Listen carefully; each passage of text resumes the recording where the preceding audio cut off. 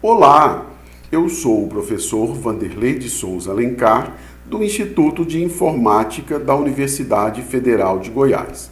Nesse primeiro semestre letivo de 2020, eu sou um dos responsáveis por ministrar a disciplina Algoritmos e Estruturas de Dados 1.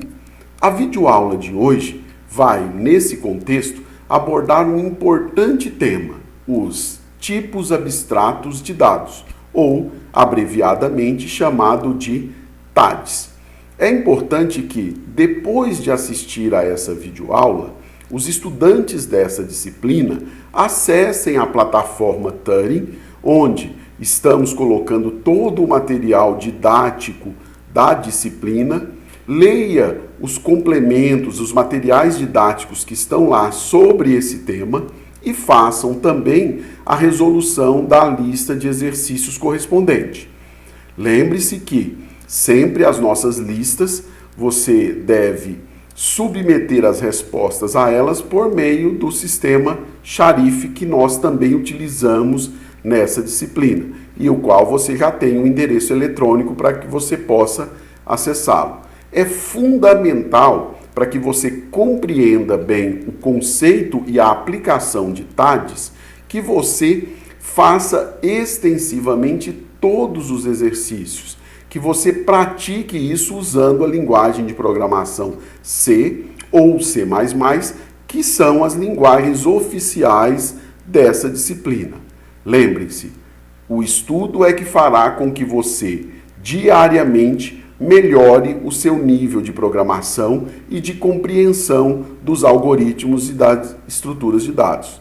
Bons estudos, vamos lá para a nossa videoaula. Vamos então à nossa videoaula sobre tipos abstratos de dados. Para essa videoaula nós vamos seguir o seguinte roteiro. Primeiro vamos fazer uma introdução, recordando alguns aspectos e conceitos importantes. Depois vamos falar de tipo abstrato de dado e já apresentar um pequeno exemplo, aprofundar num segundo exemplo, falar de modularização e implementação, interface, um terceiro exemplo para solidificar o conceito e apresentar exercícios de prática de tipo abstrato de dados. Ao final, nós vamos indicar para você algumas referências bibliográficas e fontes de informação para que você aprofunde o seu conhecimento. Então, quando nós vamos exatamente iniciar esse estudo, normalmente quando nós falamos em linguagem de programação, algoritmos, nós usamos o conceito de dado. Recordando o que é mesmo um dado? Nós falamos o seguinte, olha, a palavra dado, ela indica que você está representando uma certa informação.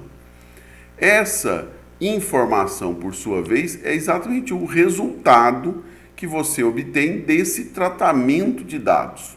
E o dado ele pode estar sob a forma de um texto, sob a forma de uma imagem, de um vídeo, de um áudio. Por exemplo, eu quero registrar uma história.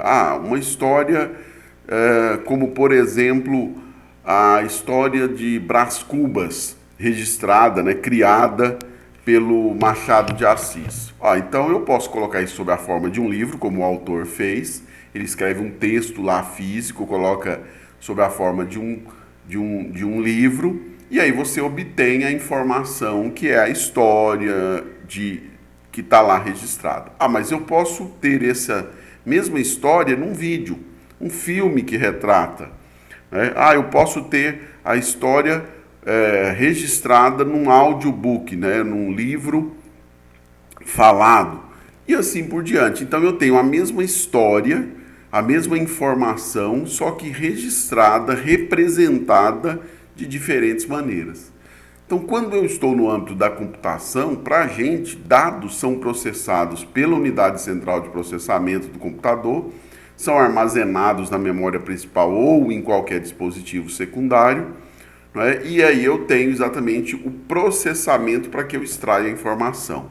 Se eu pensar num nível mais elementar, dados simplesmente são cadeias binárias, porque a representação computacional termina por representar isso sob a forma de cadeias binárias. Bom, Outro conceito importante é, se eu tenho um dado, qual é o tipo desse dado? Né? Qual que é o tipo dele? Nós falamos o seguinte, olha, o tipo de um dado, ele vai definir exatamente o conjunto de possíveis valores que uma variável daquele tipo pode assumir e, por causa disso, também o conjunto de operadores ou de operações que normalmente eu vou aplicar sobre aquele dado, aquela variável, ou com aquela variável, para realizar certas manipulações que eu desejo. Então, quando eu falo em tipo de dado, em geral eu estou dizendo assim, olha, se eu tiver uma variável do tipo inteiro, então é o tipo do dado, eu estou esperando que ela seja alguma coisa nesse conjunto, como a matemática, o conjunto dos inteiros, o conjunto Z, que ela venha lá de -4, -3, -2, -1, 0, até uma certa faixa. Obviamente aqui eu tenho um conjunto infinito, mas computacionalmente eu vou ter que ter um limite para isso aqui. E eu também espero que, se a variável é do tipo inteiro, eu espero que eu possa somar, subtrair, multiplicar, fazer uma divisão inteira, porque normalmente essas são as operações típicas sobre números inteiros na matemática.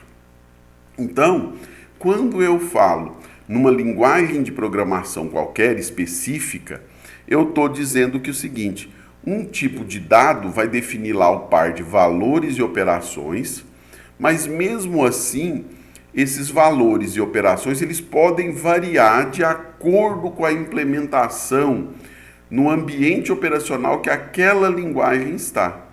Então, uma mesma linguagem pode ter, para um mesmo tipo de dado, valores e operações diferentes, porque ela está implementada num ambiente que possui maior ou menor flexibilidade para a implementação dessas operações. Então, vamos dar um exemplo. Eu posso ter, num certo ambiente A, um certo operacional, uma linguagem lá que eu vou chamar aqui de X, ela pode ter números inteiros de -2 elevado a 31 até 2 elevado a 31 menos 1. Então, isso aqui são a faixa de valores permitidos para uma variável do tipo inteira no ambiente operacional A para a linguagem X. Mas a mesma linguagem pode ter lá no ambiente operacional B inteiros que vão de -2 elevado a 63 a 2 elevado a 63 menos 1. Apesar de ser a mesma linguagem de programação, devido à mudança de ambiente, os seus números inteiros têm faixas de valores diferentes. Pode até ter operações diferentes, é incomum, mas poderia também ter um conjunto de operações diferentes. Então, sempre um tipo de dado, ele vai definir o conjunto de valores, que é o domínio daquele tipo de dado, e as operações que qualquer variável associada a esse tipo de dado vai ter. Então, dando exemplos, números inteiros, eu espero exatamente de um certo início, um certo número inicial mínimo até um número máximo. Eu espero operações de adição, subtração, multiplicação e posso ter outras. É isso que eu vou falar que é o tipo de dado inteiro. O tipo de dado caractere, o que eu espero?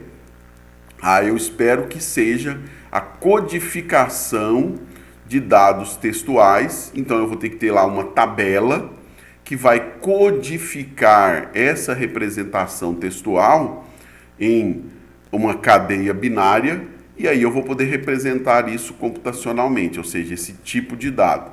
Então, as tabelas tradicionalmente utilizadas, tabela ASCII, tabela Unicode. Eu vou esperar que eu possa ter operações de comparação entre caracteres, se um caractere é menor, maior, se ele é diferente. Eu vou esperar ter operações de conversão maiúscula para minúscula e posso ter outras operações. Se eu pego a tabela ASCII, por exemplo, o que eu tenho? Eu tenho exatamente uma codificação, ou seja, aqui eu tenho uma coluna que me mostra qual é o número decimal que corresponde a cada um dos símbolos textuais da tabela ASCII. Então se eu pegar a letra L maiúscula, eu sei que ela vai ser representada pelo decimal 76, portanto, Isso aqui corresponde a uma certa cadeia binária de representação do L na tabela ASCII. Eu quero representar o C cedilhado. Então o C cedilhado é representado pelo decimal 135. E assim por diante. Então todos os caracteres, inclusive caracteres gráficos nessa porção estendida da tabela ASCII, são representados por esses valores fixados de acordo com o padrão ASCII. Eu também tenho uma tabela estendida maior, que é a tabela Unicode. Enquanto ela carrega aqui, o que a tabela Unicode fez? Ela expandiu a possibilidade de representação de valores do tipo caractere. Então eu tenho aqui na tabela Unicode mais de 107 mil possíveis caracteres diferentes.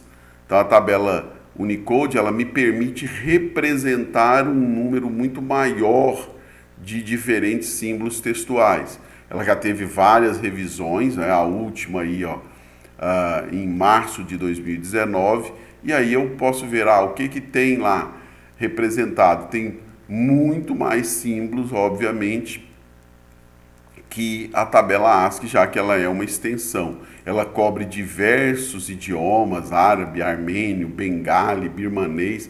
Então, ela me permite representar um número muito maior, mais diverso de caracteres, de símbolos textuais, né?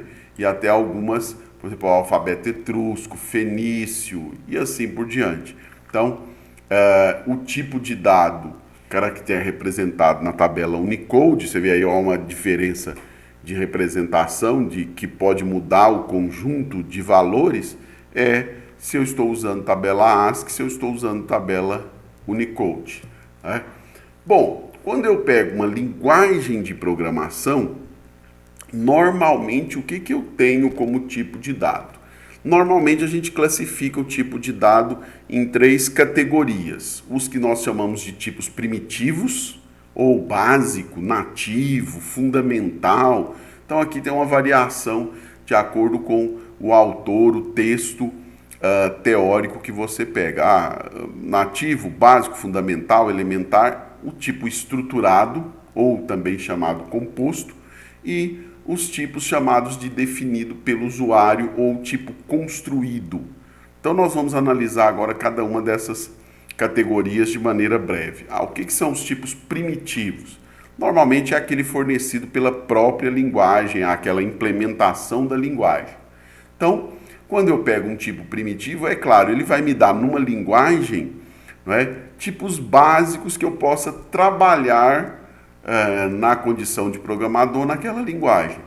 Normalmente esses tipos eles representam elementos do próprio hardware do ambiente operacional e computacional que eu estou ali, né, naquela linguagem. Algumas vezes ele tem um certo pequeno nível de abstração em relação a esse hardware subjacente. Então, por exemplo, o que normalmente são tipos primitivos em linguagens de programação contemporâneas? Você espera que ela tenha um conjunto de números inteiros, números reais, né, em ponto flutuante. Algumas linguagens podem ter representação para números complexos, caractere, tipo lógico, ponteiros. Então, esses são normalmente os tipos primitivos numa linguagem de programação tradicional, né, típica do contemporâneo. Então, por exemplo, em C, você tem lá um conjunto enorme de tipos primitivos. Todas as vezes que você está falando de inteiro, seja ele curto, normal ou longo, com sinal ou os unsigned, né, sempre positivos, você tem números reais, o float ou o double e o long double, né, caracteres são representados pelo tipo char. Então esses são os tipos primitivos, por exemplo, na linguagem C. Quando eu falo de um tipo estruturado, eu estou dizendo que esse tipo exatamente foi criado a partir da composição ou agregação de tipos primitivos, ou mesmo de outros tipos estruturados que eu já tenha previamente definido. Então aqui eu posso agregar, combinar, compor e a partir disso ter um tipo de dado mais sofisticado, né? Então, normalmente a linguagem vai ter que ter um maior nível de abstração para implementar esse tipo de recurso para o programador. A vantagem é que ele permite que você, de maneira elegante, né, uma maneira clara do ponto de vista de como se escreve, como se produz código, você consegue organizar seus dados de maneira melhor, né? E, portanto, você acaba tendo uma manipulação mais eficiente desse conjunto de dados e você reúne, agrega, compõe um conjunto de dados sobre um único conceito. Vamos ver quais são normalmente os tipos estruturados. Quando você tem uma cadeia de caracteres ou string, ela pode ser, dependendo da linguagem, considerada um tipo estruturado a partir do tipo caractere. Registro. O registro é o quê? Aquela estrutura de dados em que você, de maneira heterogênea, você pode ter dados de tipos diferentes que são agregados sob um mesmo conceito, que é o conceito de registro. Você pode ter vetores como tipos estruturados, matrizes, diversos outros. Em C, por exemplo, dois tipos estruturados são a struct e a union, né? A união e a estrutura. A estrutura é exatamente o tipo que nós chamamos de registro, né? E a união, uma variação disso, dois tipos estruturados em C. Então, por exemplo, eu posso criar o conceito de struct, um registro, que eu vou chamar aqui de conta corrente, para representar exatamente a conta corrente numa instituição. Eu vou falar, olha, a conta corrente, ela tem um número que é sempre positivo, então eu acabei usando o tipo primitivo unsigned int, vai ter um nome de um titular daquela conta, então um ponteiro para um caractere, ou seja, é uma string. Vai ter um telefone, que também é um unsigned int, vai ter uma representação booleana, verdadeiro ou falso, se aquela conta é conjunto ou não, o nome do dependente, o saldo atual da conta como um tipo primitivo, que é o float, e vai dizer também por um tipo booleano se ela está ativa ou não. Então, esse conjunto, esse agregado aqui, eu vou chamar de conta corrente. Então, eu estou criando um tipo estruturado que vai passar a existir nesse programa que usá-lo, né, um programa C aqui, chamado de conta corrente. Então, aqui é um exemplo de uso de tipo estruturado de dados.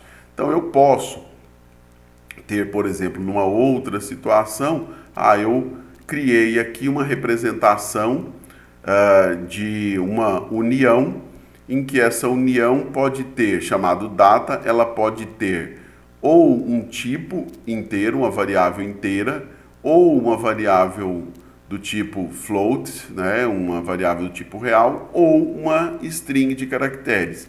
Lembre-se que na união em C, por exemplo, quando eu declaro que a variável é assim, ela guarda um e apenas um desses valores. Então, num certo momento, ela pode estar com um inteiro, ou com um flutuante, ou com uma cadeia de caracteres, né? A união em si, ela permite que você represente de maneira conjunta, mas num certo instante, apenas um desses dados pode ser utilizado. É aí ele que vai ser aquele dado válido. Mas para representar aí mais um exemplo de tipo estruturado. Bom, eu tenho agora tipos primitivos e tipos estruturados. Num certo momento o programador fala, olha, eu precisaria ter novos tipos. Os que estão aqui na linguagem não são suficientes. Algumas linguagens vão permitir que você crie um novo tipo de dado. E por causa disso, elas vão chamar esse novo tipo de dado, essa possibilidade, de tipos definidos pelo usuário. O usuário aqui, entenda-se, programador. Então, o programador vai definir novos tipos de dados. Por exemplo, em C, quando você usa uma enumeração e o bool, você está usando tipos que, em verdade, foram definidos pelo usuário. Bool não é um tipo originário da linguagem. Ele foi feito por uma biblioteca que estende e define o tipo bool. Então, vamos ver um pequeno exemplo em C. Eu preciso de um tipo para tratar os dias da semana. Eu não tenho isso. Aí eu vou lá, uso o conceito de enumeração em C, uma enum, defino que eu vou ter um novo tipo chamado dia-semana e falo quais são os elementos formadores daquele tipo. E dou nome para eles textuais: domingo, segunda, terça, quarta, quinta, sexta, sábado. Bom, a partir de agora, eu tenho a possibilidade de, no meu programa, declarar que eu tenho uma variável chamada dia, que esta variável é do tipo dia-semana, um tipo definido pelo usuário, então ela é uma enumeração. Portanto, essa variável dia vai poder assumir um desses valores. E aí, o meu código-fonte pode fazer algo como: se eu atribuir quinta-feira para a variável dia, ele vai exatamente saber, quinta-feira é uma das possibilidades da enumeração quinta. E aí, em seguida, eu posso, por exemplo, fazer um teste. Olha, se o dia for igual ao domingo, imprima fim de semana. Do contrário, imprima o próprio dia. Qual é a vantagem de ter criado esse tipo definido pelo usuário?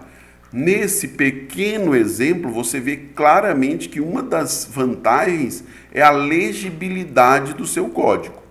Na hora que eu defino que eu tenho uma variável dia e que ela chama dia da semana, dia-semana, e esse tipo está aqui declarado, e eu coloco domingo, segunda, o código se torna muito mais legível. Eu atribuir quinta, fica bem claro para quem está lendo, ele está pegando um dia da semana e colocando que é quinta-feira, e está testando se o dia é domingo. Na linguagem C, isso aqui é traduzido como códigos numéricos inteiros. Então, domingo vai corresponder ao número 0, número 1, número 2, número 3, número 4. Quinta é o número 4. Era muito menos legível eu escrever dia recebe 4. Eu estou escrevendo quinta, muito mais nítido, muito mais claro para quem está lendo, muito mais, portanto, legível, né? Muito mais fácil. Essa é uma das vantagens de usar tipos definidos. Eu posso ter uma maior facilidade de leitura do meu código, além de dar outras flexibilidades, né?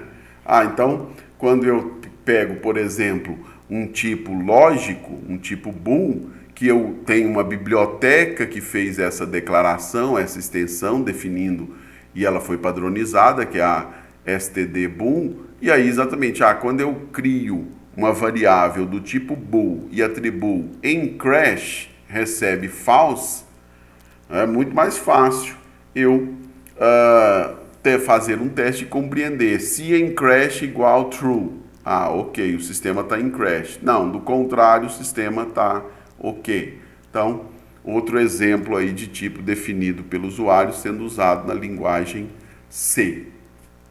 Agora, como também essa própria ideia de tipo definido, de tipo estruturado pode variar, tem autores que consideram que em C os próprios tipos struct e union são definidos pelo usuário, né?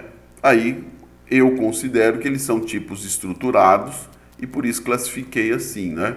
Mas, obviamente, você vai ver diferenças aí, você vai ficar para adotar o critério que você achar mais interessante, né? Então, lembrando, o que eu tenho agora em relação a tipos de dados? Eu tenho os tipos primitivos, né? Os típicos aqui. Eu posso ter tipos estruturados, né? E posso ter os tipos definidos pelo usuário. Isso aqui é um quadro geral bastante comum na maior parte das linguagens de programação que nós manipulamos, que nós usamos atualmente. Então essa é a ideia. Vamos então agora para TAD, tipo abstrato de dado. Então, nós já vimos que muitas vezes eu quero criar um novo tipo. E eu preciso pensar que esse novo tipo também vai ter operações típicas sobre ele. Bom, então quando eu crio esses novos tipos e eu posso especificar novas operações para esses tipos, eu vou chamar esse tipo de tipo abstrato de dado. Então, em primeiro lugar, quando eu uso esse termo, eu estou apenas dizendo, olha, eu defini um novo tipo de dado e eu estou também definindo junto com esse tipo de dado quais são as operações que são possíveis de serem realizadas com ele ou sobre ele, né? Sobre uma variável que é daquele tipo. Então, quando eu uso a palavra abstração, tipo abstrato, eu exatamente estou dizendo, olha, eu estou criando esse tipo e junto com ele eu estou definindo operações que eu escolhi que são as adequadas para aquele tipo. Obviamente, essas operações vão fazer sentido num certo contexto. Ah, se eu estou definindo esse tipo e estou criando essas operações, é porque eu quero usá-las dentro de um certo contexto e que elas serão úteis. Então, aqui, quando eu falo abstração, eu estou dizendo exatamente o seguinte, né? O CBesta define dessa maneira, ó, é a visão ou representação de uma entidade, no nosso caso um tipo de dado, que inclui apenas seus atributos mais significativos. Então, eu vou escolher naquele novo tipo de dado o que é significativo naquele contexto, e aí eu vou definir e vou escolher apenas aqueles, eu vou desprezar coisas que serão consideradas irrelevantes.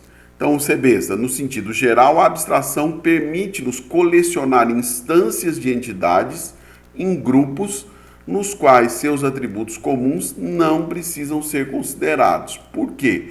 Porque na hora que eu definir um tipo de dado abstrato e eu definir quais são os seus atributos relevantes, na hora que eu mencionar, que eu identificar aquele tipo, eu já vou saber do que se trata, quais são os atributos relevantes, e eu já vou ter, então, uma ideia clara, claro, supondo que eu conheça o tipo abstrato de dados, do que tem lá dentro, quais são os atributos significativos relevantes daquele tipo abstrato. Vamos colocar isso de maneira mais prática, né, quando eu falo numa linguagem de programação. Qual que é a utilidade da abstração numa linguagem? É você exatamente controlar a própria complexidade da programação.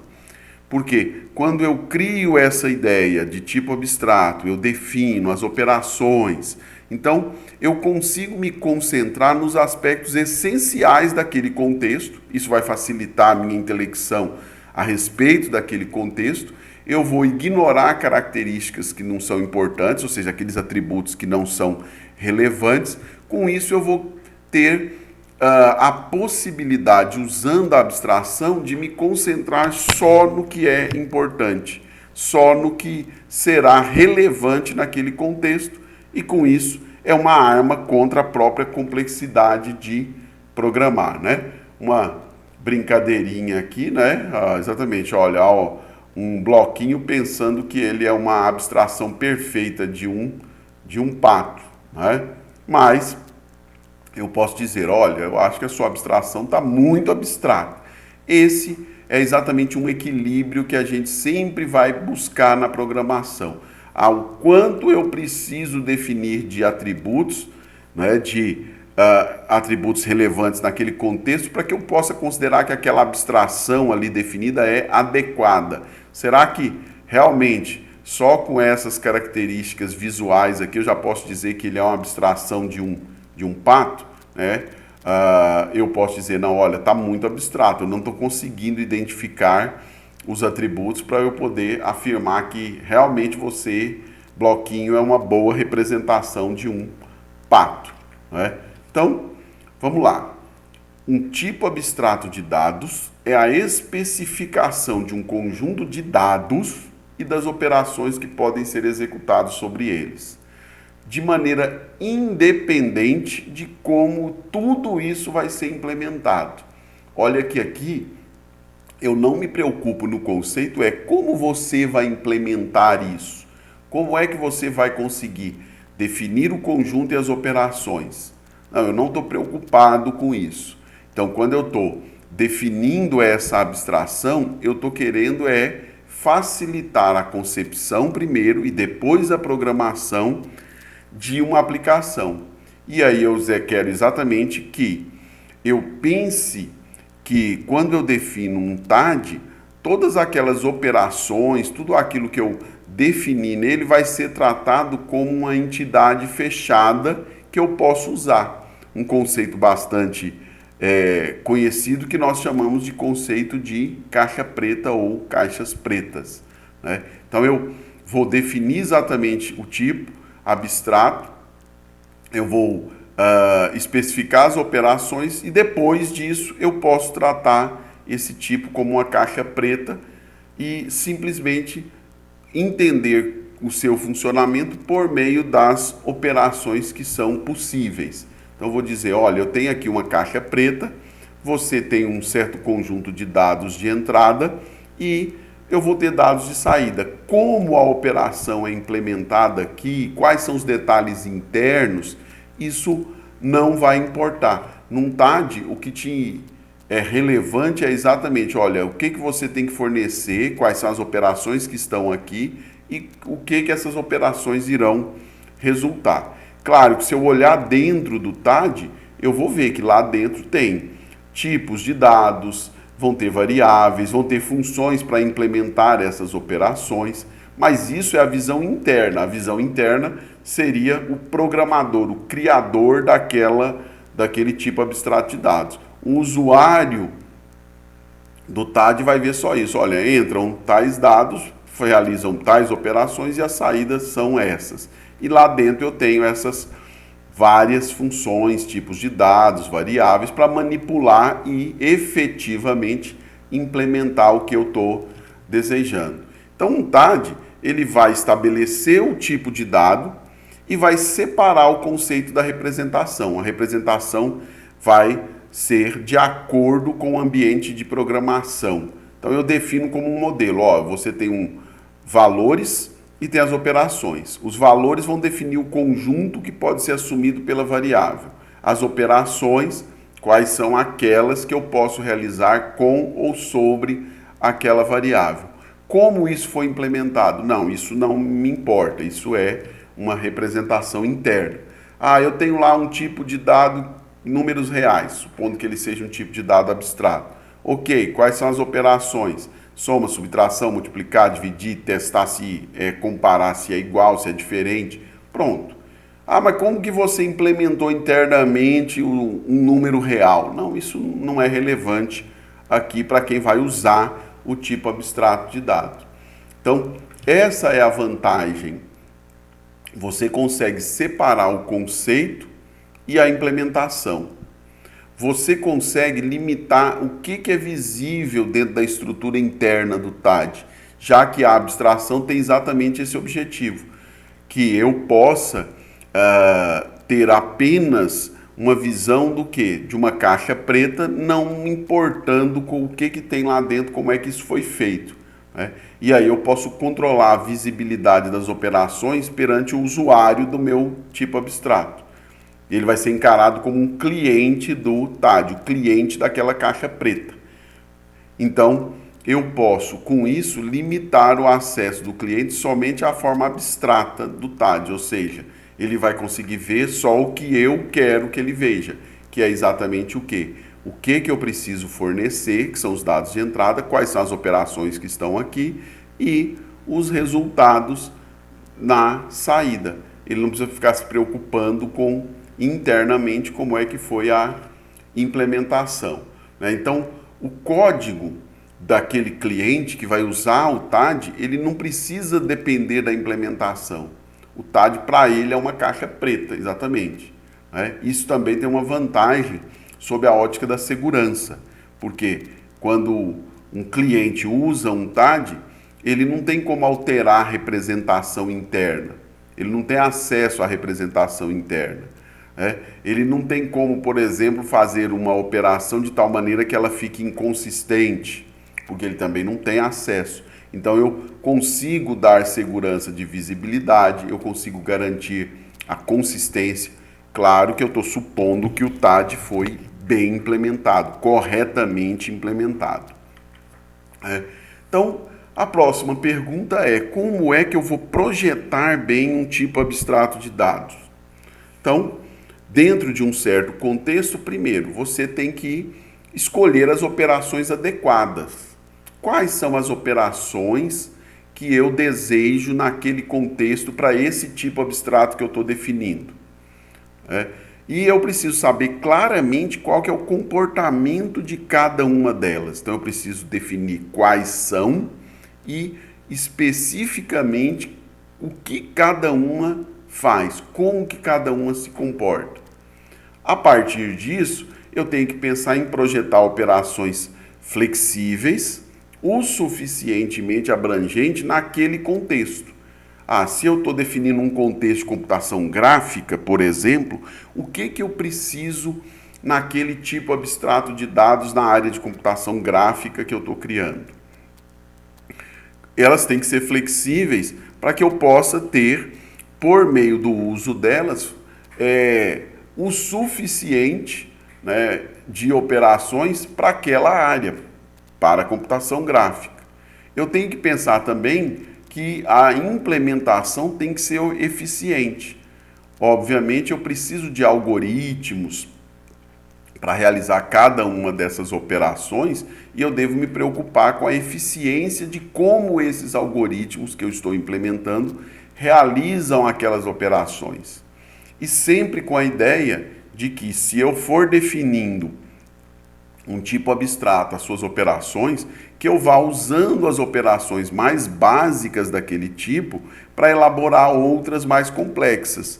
E aí, com isso, eu vou criando uma consistência interna do tipo abstrato de dado. Porque eu vou fazendo com que cada bloquinho, cada operação básica que eu implementei me ajude a elaborar outras mais complexas. Então, a ideia é sempre você definir um número pequeno de operações. Aí aqui a palavra pequeno é muito relativa, não posso dizer que são 10, que são 15 ou se são 50, porque esse pequeno desde que bem projetada, você pense num número para aquele contexto que as operações sejam básicas e suficientemente flexíveis para aquela área.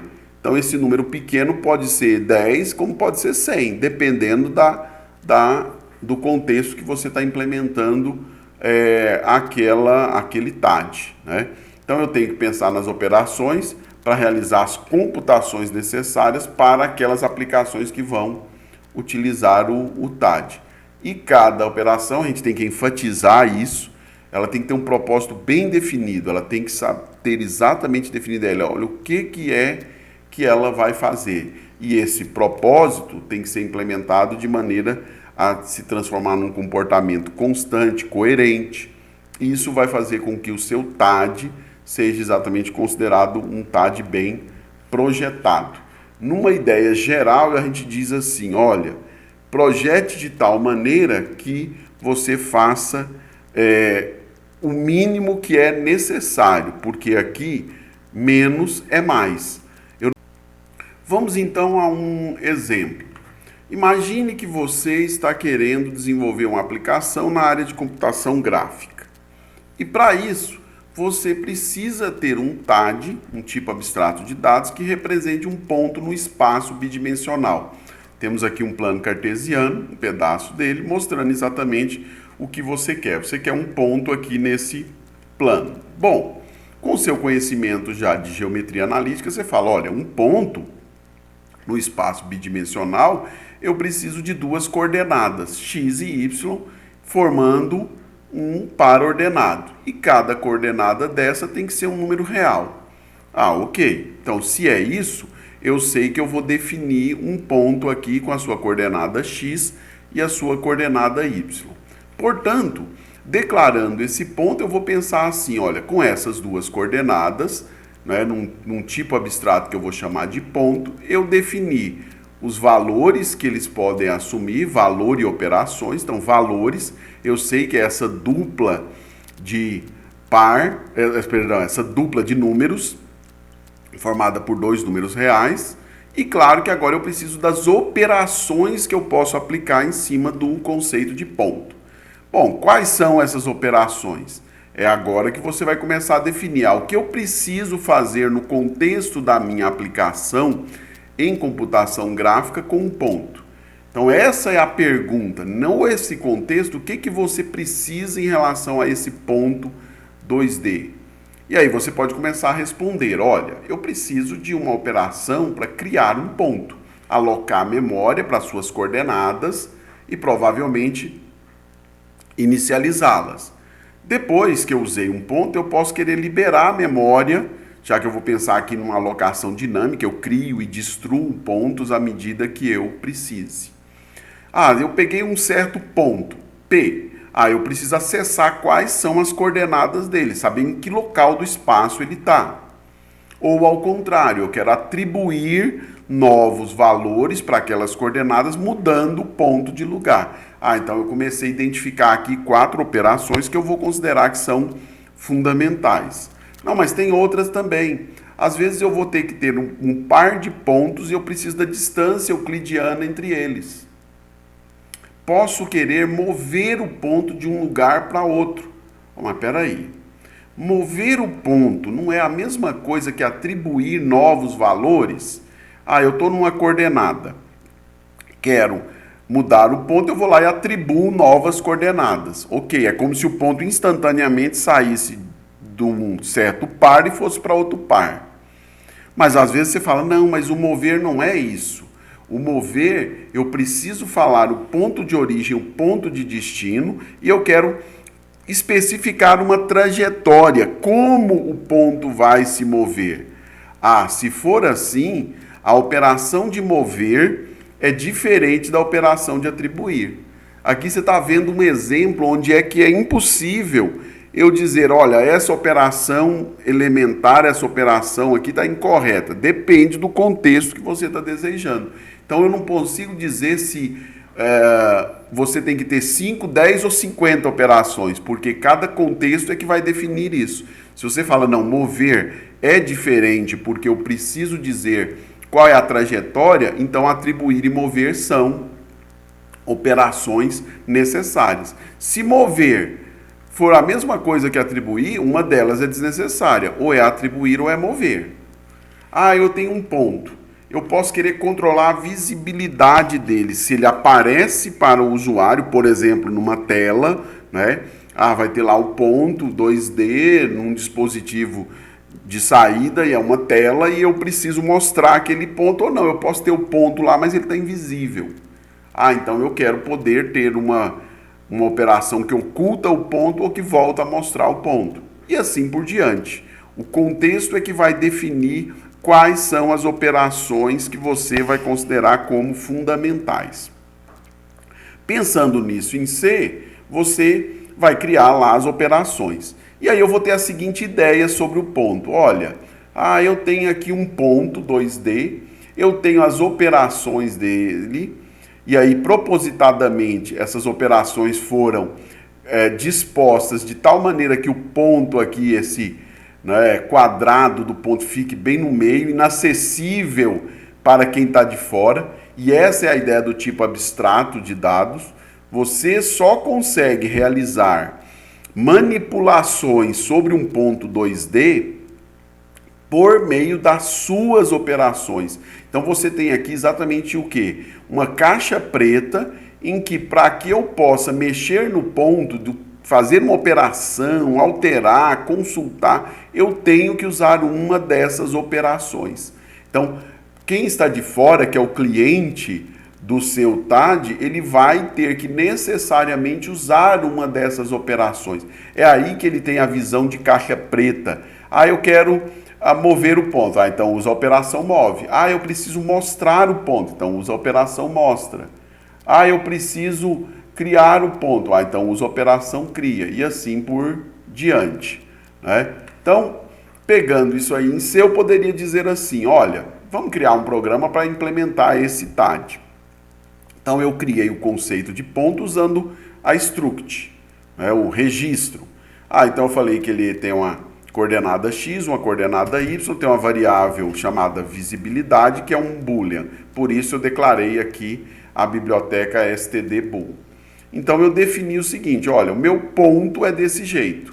Ele tem x e y e a visibilidade sendo controlada por uma variável booleana.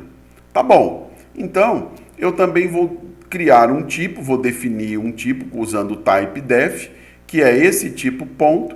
Mudei apenas o nome colocando aqui um P em maiúsculo. Então, quando eu me referir ao tipo ponto com P em maiúsculo, eu estou dizendo exatamente a estrutura ponto, que é essa estrutura minúscula. Então, isso aqui já é o início do meu programa em C. Então, eu quero agora criar as operações. Você quer criar o quê? A primeira operação, criar um ponto. Você cria uma função para isso. Ela recebe a coordenada x, a coordenada y e a visibilidade, que são exatamente os atributos que você definiu para a estrutura do tipo ponto, ponto 2D. Então tá aqui, você passa os parâmetros e aí a função vai criar esse ponto. O que essa função retorna? Um ponteiro para um ponto. O que é o ponteiro para um ponto? Ponto é essa estrutura aqui, tá? Ponto é essa estrutura toda. Então você vai devolver um ponteiro para uma estrutura que tem x, y e visibilidade. Por que um ponteiro? Porque aqui nós estamos usando a alocação dinâmica. Então, eu tento usar o malloc, que é o memory allocation, uso o operador sizeof em C, que calcula quantas posições eu preciso, qual é o tamanho da área que eu preciso alocar para poder armazenar essa estrutura. Então vamos supor, precisa de 50 bytes. Então ok, 50 bytes. Então eu aloco 50 bytes e coloco um ponteiro em P. Se essa alocação der tudo certo, esse P vai estar diferente de null. Então eu venho, já que a alocação teve sucesso, eu pego P, lembra que esse aqui é o operador chamado indireção, que eu estou usando uma variável do tipo ponteiro. Então P é um ponteiro para um ponto. Então esse operador é que te dá acesso aos atributos, então é P no campo X. Então P no campo X recebe X, que é o valor da coordenada que eu passei. P no campo Y recebe o parâmetro Y.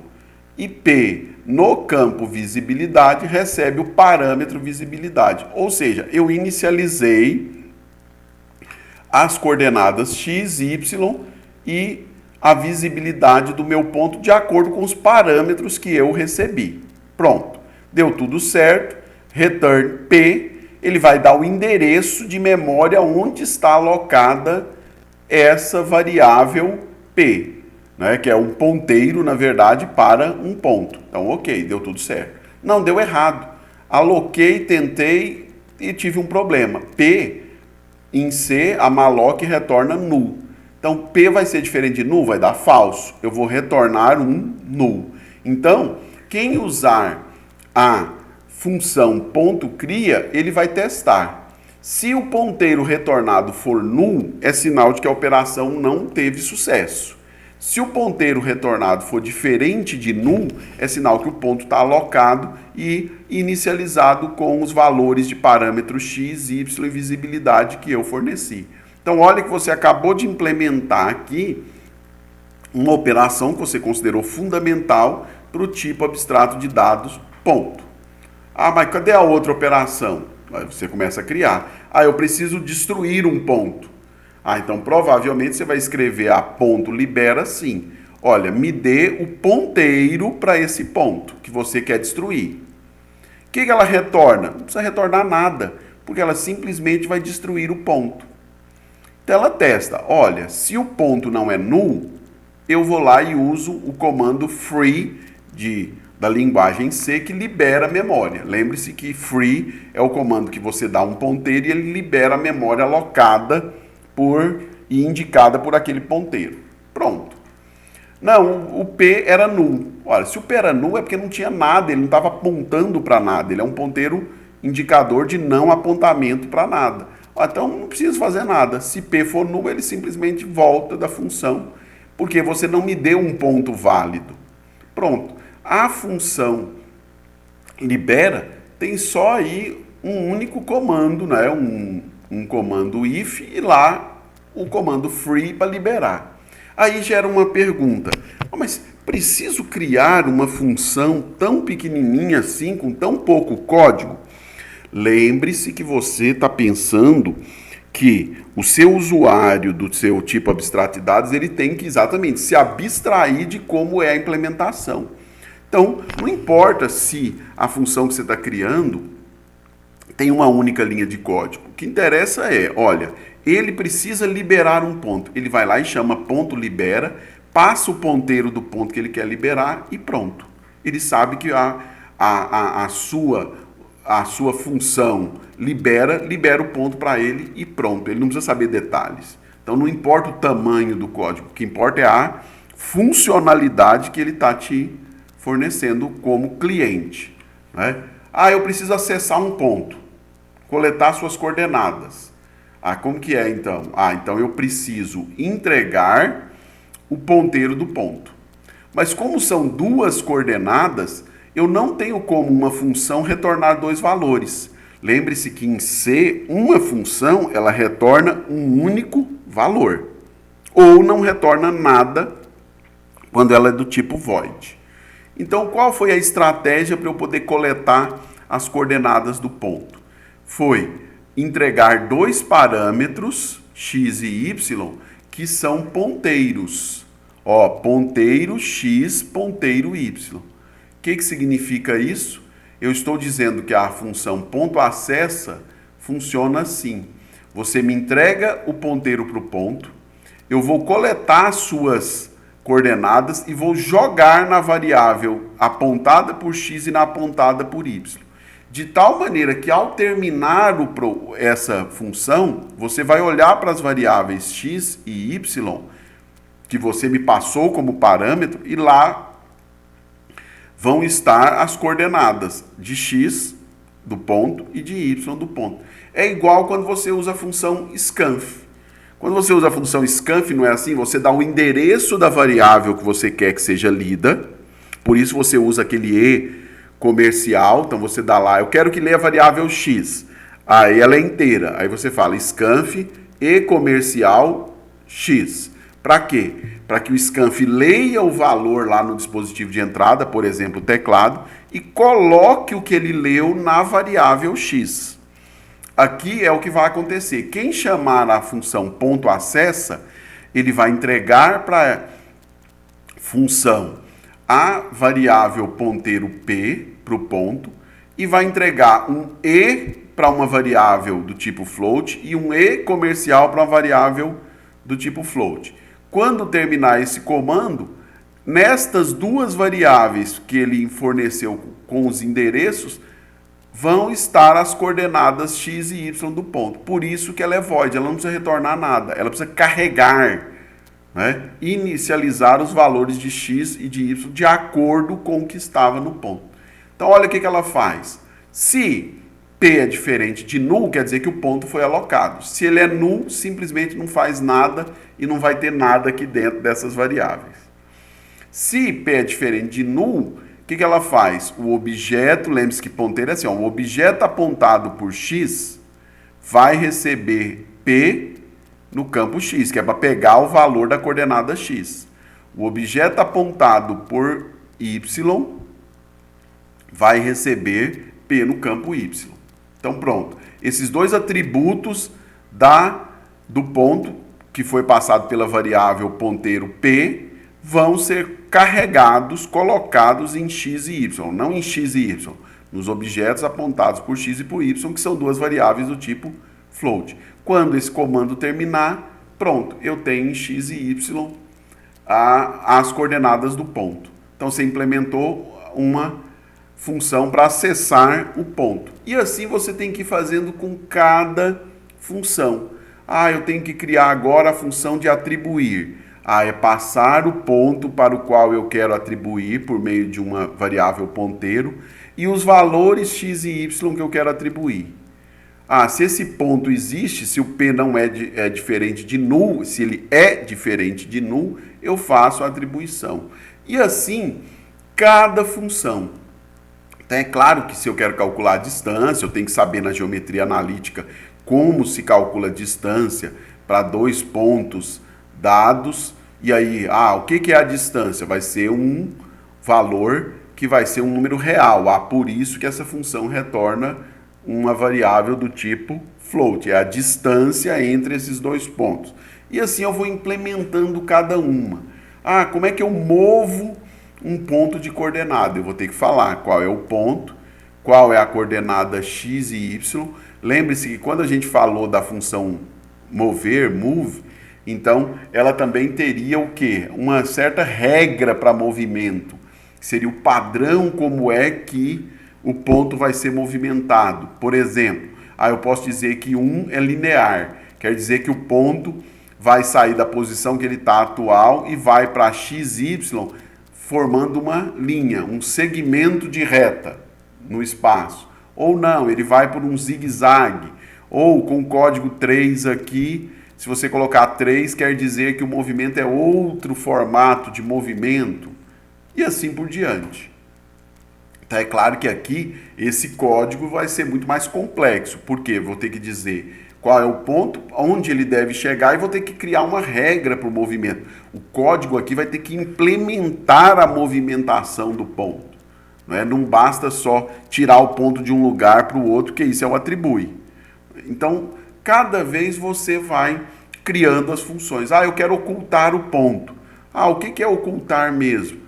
Nós definimos que o atributo visibilidade, ele, se for atribuído, ele é booleano, então eu controlo. Está visível, verdadeiro ou falso? Coloquei que ele é para ocultar, ele se torna falso. É para mostrar, ele se torna verdadeiro. E assim por diante. Na hora que eu termino de implementar todas essas funções que eu considerei básicas, aí eu posso criar um programa principal que vai ter exatamente o uso daquele tipo abstrato. Então aqui, eu criei variáveis aqui auxiliares e coloquei duas variáveis, P e Q, que são ponteiros para ponto. Por quê? Eu estou definindo que agora P e Q vão ser variáveis que eu usarei para ser pontos. Então a pessoa vai lá, digita as coordenadas para o primeiro ponto, eu pego nas minhas variáveis auxiliares. O E aqui exatamente comercial para dizer que a Scanf vai alterar essas duas variáveis, x de P e y de P. Depois as coordenadas do segundo ponto, que é o Q. Aí eu primeiro, se eu quero colocar as coordenadas nos pontos, primeiro eu tenho que criar o ponto. Aí ele chama ponto cria, passa que x, p e yp são as coordenadas que eu li, provavelmente do teclado, e que o ponto é visível. Então lembra que aqui é a visibilidade. Aí ele vai lá e cria o ponto. O que? A mesma coisa, ponteiro, vai lá e cria o ponto. Claro que eu deveria ter testado aqui se esse P e esse Q, se eles não são null. Porque se eles forem null, é sinal que alguma coisa de errado aconteceu aqui. Mas como é um código de exemplo, e para ele não ficar muito longo, eu não testei. É claro que isso pode acontecer num sistema computacional de uso real. E aí eu quero a distância entre esses pontos. Bom, eles já foram criados, estão com as suas coordenadas. Eu vou lá e chamo D igual ponto distância. Passo o P e o Q. Passei o P e o Q, que já são ponteiros, ele vai lá, calcula a distância e me devolve em D. Aí eu simplesmente posso dizer, olha, a distância entre os pontos e dou lá as coordenadas é D. D é o último parâmetro que eu coloquei. Aqui eu ainda fiz um acesso, pegando as variáveis xp, yp, xq, yq e retornando o valor deles. É claro que está o mesmo, porque eu não mexi nos pontos. É só para servir de exemplo. Fiz a minha manipulação. Terminei já, o meu programa acabou, não precisa mais. Libera os pontos, ponto P, ponto Q, que eu estou desalocando a memória originalmente alocada para esses dois pontos. Return 0, meu programa principal. Olha aqui, pense como usuário. Você, usando a TAD, você não precisa saber como é que funciona internamente a cria, a distância, a libera. Você precisa saber usar. Então, no TAD, você está criando um conjunto de tipos, dando as operações fundamentais. O usuário, que é o programador que está fazendo a função main, fala, eu não sei como é que funciona essa cria. Você sabe como funciona a scanf, por exemplo? Não, mas não te importa. Você fala, olha, o que me interessa é que eu vou lá e dou as variáveis, passo o endereço delas, a scanf vai lá e lê para mim do teclado. Ah, mas como é que foi lido isso do teclado? Como é que ela conseguiu acessar o teclado e ler? Ah, não importa. Eu sei que a função scanf tem essa característica, ela tem essa capacidade. É o que o seu usuário vai ter em relação à sua TAD, né, o seu TAD, o seu tipo abstrato de dados, ponto. Ok? Então aqui nós fechamos aí o exemplo número 2. Um conceito relacionado com o tipo abstrato de dados é o de modularização, em que eu vou ter a ideia que ao construir um programa, eu vou ter um código principal e ao lado dele, ou seja, sendo usado por ele, diversos módulos. E aí exatamente daí a origem da palavra modularização e como que eu implemento isso. Então eu vou ter um módulo e lá dentro funções que serão usadas por esse programa principal.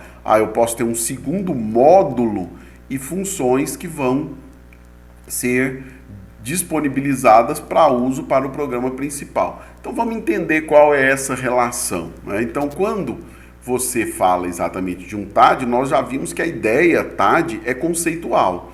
Não tem nenhuma imposição de como você vai implementar. Cada linguagem de programação vai ter o seu próprio padrão para implementar um TAD. Então, quando nós pegamos, né, entendemos que você tem um TAD, você sabe que você tem a definição de um tipo de dado e as operações contidas sempre numa mesma unidade sintática, unidade de como você vai especificar isso.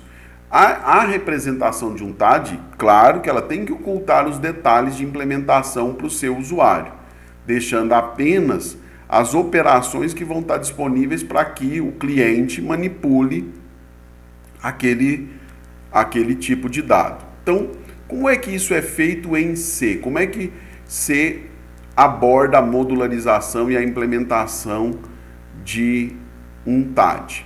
Então, em C, você tem que criar o seguinte: você vai criar dois arquivos separados, ou seja, distintos. Eles devem ter o mesmo nome. Se eu chamei aqui de ponto 2D, ponto 2D. Se eu chamei de TAD, TAD, TAD. Um vai ter a extensão ponto .h, que vem do inglês header, né, de cabeçalho, e o outro que vai ser o ponto C, que é exatamente o correspondente, o arquivo correspondente ao TAD daquele cabeçalho. Vamos dar um exemplo, a gente vai entender o que eu coloco em cada um deles. Então, no arquivo tad.h, vamos supor que a minha implementação seja exatamente de um tipo abstrato de dados que eu chamei de TAD. Então, o nome tem que ser correspondente. tad.h, o que ele vai ter? Ele vai ter o protótipo das rotinas, procedimentos e funções. Lembre-se que protótipo é apenas a declaração da rotina. Você vai lá e declara a rotina. Nós vamos ver um exemplo aqui à frente, né? Ele pode ter ponteiros, ele pode ter tipos de dados que você quer que globalmente sejam visíveis pela aplicação. Eu quero que uma certa constante seja visível externamente para o usuário que vai usar aquele TAD. Então você pode exatamente declará-lo, né? Declarar essa variável global, por exemplo, essa variável que você quer que seja acessível no cabeçalho, né? Então, tudo isso que você declara aqui vai ser visível para o cliente. E aí, o que você quer ocultar, que são as implementações dessas rotinas, você vai colocar no tad.c.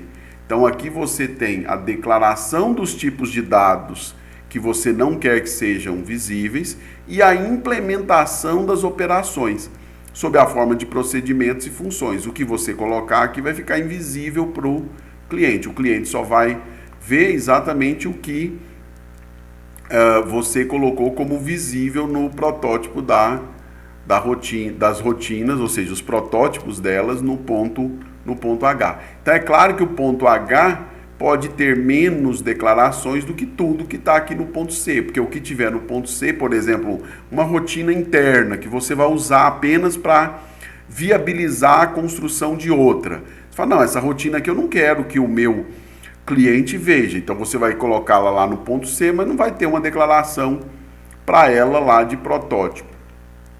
Pronto, o que for colocado aqui vai ficar invisível. Então, com isso eu tenho o que? A separação da ideia de que você tem a definição e depois a implementação. Então, esse processo é exatamente o que, na implementação do TAD, nós vamos chamar de modularizado. Você modulariza, cria módulos diferentes, partes diferentes, para implementar cada um dos componentes do seu TAD.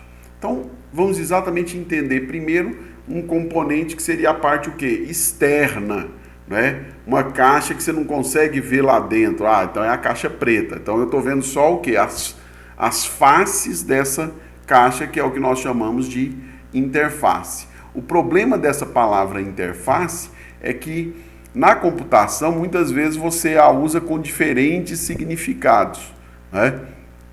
Então, por exemplo, você fala assim, interface visual, ou em inglês, interface gráfica, interface natural, por exemplo, voz, usar voz para controlar um software.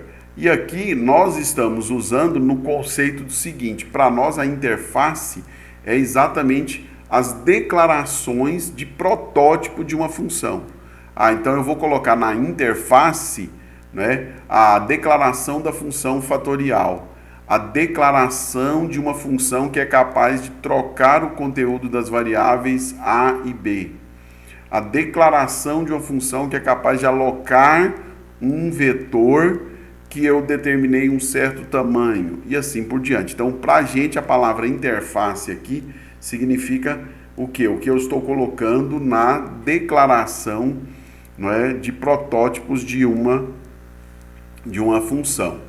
Então, por meio do uso desses protótipos, que estão lá nos arquivos .h, eu consigo então criar essa biblioteca. O que eu coloco lá vai ser exatamente o que o meu cliente vai usar. E eu também posso colocar, como a gente já disse, variáveis globais, o que você quer que seja acessível para quem vai usar a aplicação, vai usar aquele módulo. Posso colocar também ponteiros na interface. Então, tudo que eu coloco lá vai ficar visível. Agora, no exemplo 3, retomar a nossa abordagem de um ponto no espaço bidimensional e ver qual é a influência agora dessa modificação da ideia de modularização e de exatamente TAD sobre a implementação. Então, agora eu vou pensar assim, olha, eu quero redefinir o ponto 2D por meio de uma TAD. Bom, se eu quero usar uma TAD em C, sempre em C, eu vou fazer o seguinte, eu vou definir um arquivo, TAD.h, que no nosso caso eu vou chamar de .2d.h. Lá eu vou colocar os protótipos, os ponteiros, os dados que eu quero que sejam globalmente acessíveis. Depois, eu vou pegar e vou definir o arquivo TAD.c, no nosso caso, .2d.c, e vou implementar tudo aqui. E na condição de cliente, eu vou criar um programa principal, um main.c, e vou usar isso. Então, essa é a estrutura geral quando eu estou implementando em C um TAD. Eu vou criar o arquivo .h com os protótipos, os ponteiros, os dados que eu quero que sejam globalmente acessíveis. Vou definir um ponto C, que é a implementação das funções de protótipo lá e mais funções se eu precisar, funções auxiliares que eu não preciso que sejam visíveis para o usuário que vai empregar a minha TAD, e eu crio um arquivo .c para fazer isso. E por fim, eu tenho o meu programa principal que vai usar toda esse conjunto de rotinas que estão no tipo abstrato de dados para implementar e fazer uso delas da sua aplicação final. Bom, então com essa abordagem eu vou dizer assim, olha, no arquivo .h eu vou definir lá a minha struct ponto e vou simplesmente colocar todos os protótipos das funções que eu quero que sejam usadas, disponibilizadas para o usuário. Então olha que lembre-se que quando você declara um protótipo, o que você faz é colocar aqui apenas a declaração. Então você tem aqui o ponto e vírgula para indicar, ó, eu estou só declarando, aqui não tem a implementação da função, de cada uma dessas funções. Então, quando eu pegar o arquivo .c, né, o .c, eu vou ter exatamente o que? A declaração da estrutura, vou fazer o include do .h, olha que a maneira como você declara que a inclusão do seu arquivo de cabeçalho da sua biblioteca é diferente, né? Você coloca entre aspas. Aqui, inclusive, você está exatamente puxando, né? Ou seja, declarando as bibliotecas padrões que você está utilizando. Você, então, criou a sua estrutura ponto, que foi declarada aqui pelo typedef no arquivo .h, e aqui você vai colocar o código que implementa as suas rotinas. Nós já discutimos esse código, então ele viria aqui, eu quero criar o ponto, eu quero liberar o ponto, eu quero acessar o ponto. Você está colocando nesse arquivo todas as implementações. Pronto. Então eu tenho dois arquivos, .h, .c. E aí, quando eu termino todas as implementações, eu teria o quê? O programa principal, usando essas implementações. Então eu fiquei com essas três componentes, o .h, o .c do meu tipo abstrato de dados e o arquivo principal que vai declarar e vai usar aquela biblioteca. Essa é a estrutura de declaração de um tipo abstrato de dado em C. Bom, agora nós temos aí um conjunto de exercícios para que você pratique exatamente essa abordagem. O ideal é que você tente pensar em cada uma delas conceitualmente, depois você defina como elas vão funcionar, pense nas principais características e implemente. Para estimular isso, eu estou pedindo que você conceba e implemente em C um TAD para representar um cubo, né? Um cubo 3D. E aí já estou definindo algumas das operações que são consideradas fundamentais. Posso estender? Pode, pense em outras operações. Pense como é que funcionaria um cubo. E aí você vai ver aqui uma sugestão de implementação. Não vou discutir isso na videoaula, mas agora você tem aqui todo o código para que você possa pensar, discutir ele, implementar se possível, e o corpo principal usando exatamente a cubo.h e fazendo o uso desse TAD.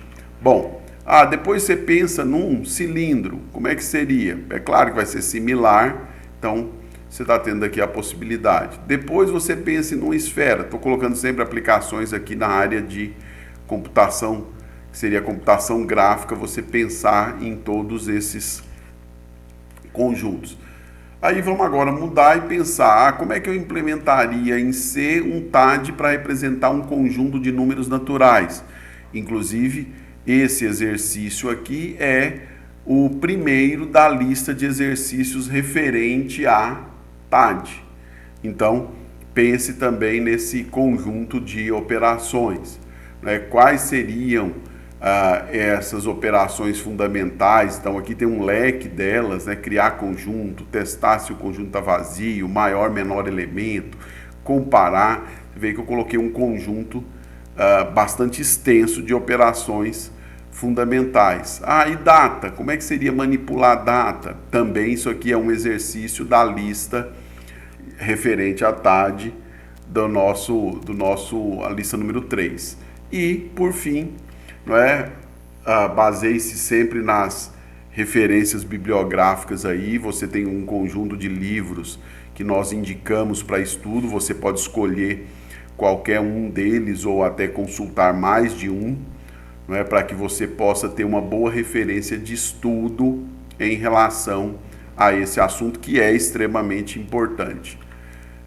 Quero saber mais sobre esse assunto. Lá na nossa área, na plataforma Turing, tem vídeos indicados, né? Também é claro que você vai encontrar muitos vídeos aí no YouTube, com textos explicativos, códigos fontes, enfim.